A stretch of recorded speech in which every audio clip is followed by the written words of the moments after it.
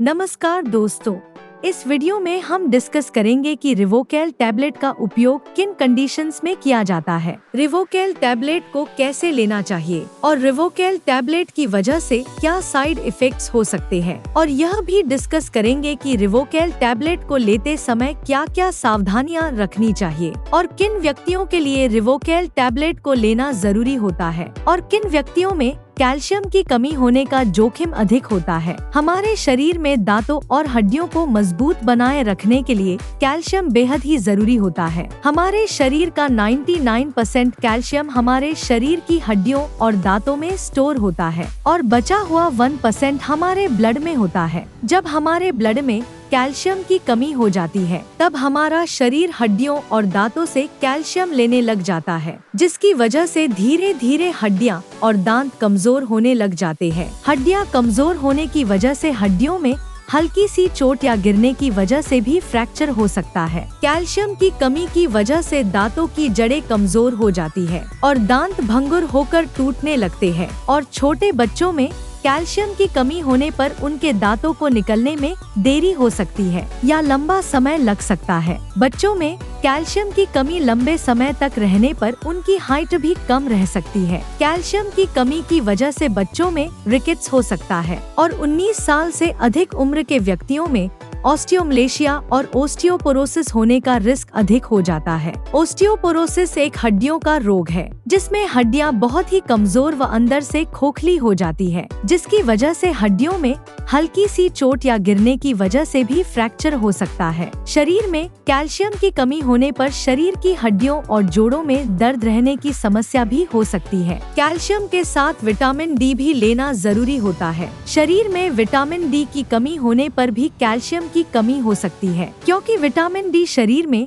Calcium के अवशोषण में मदद करता है और शरीर में विटामिन डी की कमी होने पर शरीर भोजन से कैल्शियम का अवशोषण अच्छी तरह से नहीं कर पाता है, जिसकी वजह से शरीर में कैल्शियम की कमी हो सकती है। अगर आप कैल्शियम की कमी को पूरा करने के लिए अकेले कैल्शियम के सप्लीमेंट्स ले रहे हैं, तो ऐसी स्थिति में आपके द्वारा लिए जाने वाले कैल्शियम के सप्लीमेंट्स बेकार है, क्योंकि विटामिन डी के बिना आपके शरीर में कैल्शियम का अवशोषण नहीं होगा और आपके द्वारा लिए जाने वाले कैल्शियम के सप्लीमेंट्स पेशाब के जरिए शरीर से बाहर निकल जाएंगे। इसलिए कैल्शियम और विटामिन डी को एक साथ लेना जरूरी होता है। रिवोकेल टैबलेट में कैल्शियम के साथ साथ विटामिन डी भी होता है, इसलिए आपको विटामिन डी के सप्लीमेंट्स अलग से लेने की जरूरत नहीं होती है। दोस्तों, अगर आपको वीडियो पसंद आ रहा है तो कृपया वीडियो को लाइक करना व चैनल को सब्सक्राइब करना न भूलें। अब हम डिस्कस करेंगे कि रिवोकेल टैबलेट का उपयोग किन कंडीशंस में किया जाता है। रिवोकेल टैबलेट का उपयोग शरीर में कैल्शियम की कमी होने पर, हड्डियों में फ्रैक्चर होने पर, रूमेटोइड अर्थराइटिस और ऑस्टियोआर्थराइटिस होने पर, शरीर के जोड़ों, हड्डियों व मांसपेशियों में दर्द होने पर, न्यूरोपैथिक दर्द होने पर यानी नसों का दर्द होने पर, डायबिटिक न्यूरोपैथी होने पर, गर्भवती महिलाओं और स्तनपान करा रही महिलाओं के लिए, ऑस्टियोपोरोसिस होने पर, ऑस्टियोमलेशिया या रिकेट्स होने पर, शरीर में न्यूट्रिशन की कमी होने पर, शरीर में दांतों, जोड़ों और हड्डियों को स्वस्थ बनाए रखने के लिए, और जो व्यक्ति मिर्गी या दौरों की दवाइयाँ ले रहे हैं जैसे फेनोबारबिटल फेनिटोइन, उन व्यक्तियों को भी डॉक्टर रिवोकेल टैबलेट को लेने की सलाह दे सकता है। अब हम डिस्कस करेंगे कि किन व्यक्तियों में कैल्शियम की कमी होने का जोखिम अधिक होता है और किन व्यक्तियों को रिवोकेल टैबलेट को लेने की जरूरत पड़ सकती है। जो व्यक्ति शुद्ध शाकाहारी डाइट लेते हैं और दूध, दही जैसे डेयरी प्रोडक्ट्स का सेवन बहुत कम मात्रा में करते हैं, ऐसे व्यक्तियों में कैल्शियम की कमी होने का जोखिम अधिक होता है। इसलिए ऐसे व्यक्तियों को रिवोकेल टैबलेट को लेने की जरूरत पड़ सकती है। महिलाओं में मेनोपॉज के बाद एस्ट्रोजन हार्मोन का प्रोडक्शन कम हो जाता है, जिसकी वजह से महिलाओं में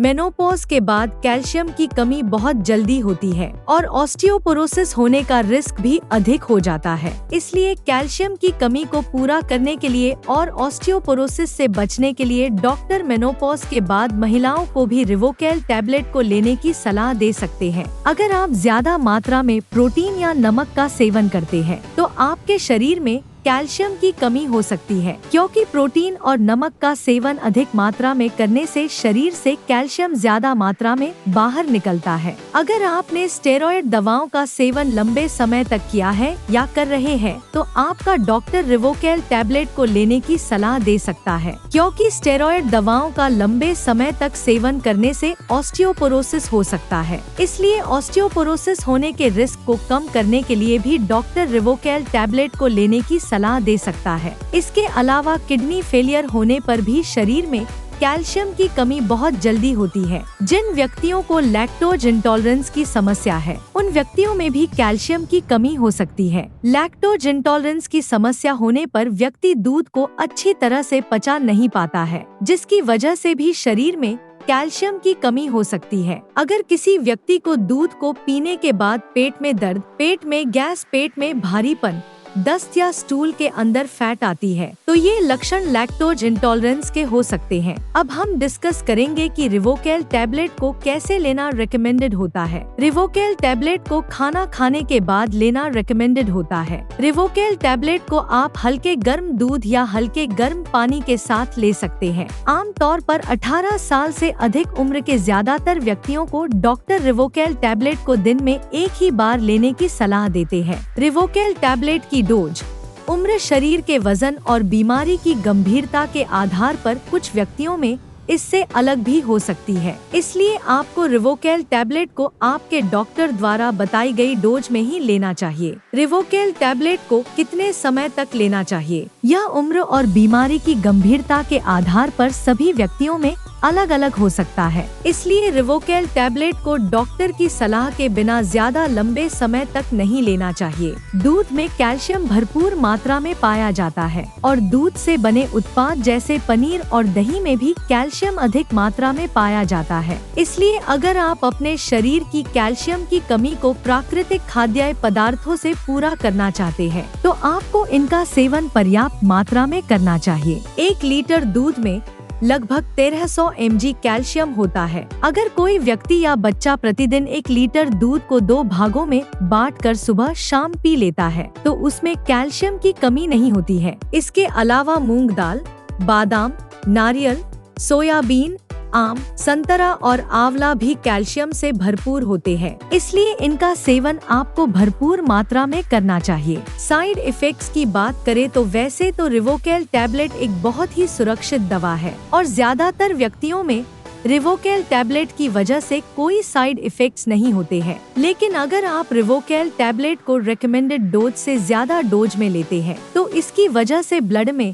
कैल्शियम का लेवल ज्यादा हो सकता है, जिसको हाइपरकैल्सीमिया भी कहते हैं। शरीर में कैल्शियम का स्तर ज्यादा होना भी नुकसानदायक होता है। कुछ रिसर्च में यह पाया गया है कि ब्लड में कैल्शियम का लेवल ज्यादा होने से दिल से संबंधित रोग होने का रिस्क अधिक हो जाता है। किडनी में पथरी होने का रिस्क भी अधिक हो जाता है। इसलिए डॉक्टर की सलाह के बिना रिवोकेल टैबलेट को ज्यादा डोज में या ज्यादा लंबे समय तक लेने से बचना चाहिए। अब हम डिस्कस करेंगे कि रिवोकेल टैबलेट को लेते समय क्या क्या सावधानियां रखनी चाहिए। थायराइड की टैबलेट और रिवोकेल टैबलेट को एक साथ नहीं लेना चाहिए, क्योंकि थायराइड की टैबलेट और रिवोकेल टैबलेट को एक साथ लेने से थायराइड की टैबलेट का अवशोषण कम हो सकता है, जिसकी वजह से थायराइड की टैबलेट की प्रभावशीलता कम हो सकती है। अगर आप थायराइड की टैबलेट को लेते हैं, तो आपको थायराइड की टैबलेट और रिवोकेल टैबलेट में 8 से लेकर 10 घंटे का गैप रखना चाहिए। किडनी की कोई समस्या होने पर और किडनी में पथरी होने पर रिवोकेल टैबलेट को डॉक्टर की सलाह के बिना नहीं लेना चाहिए।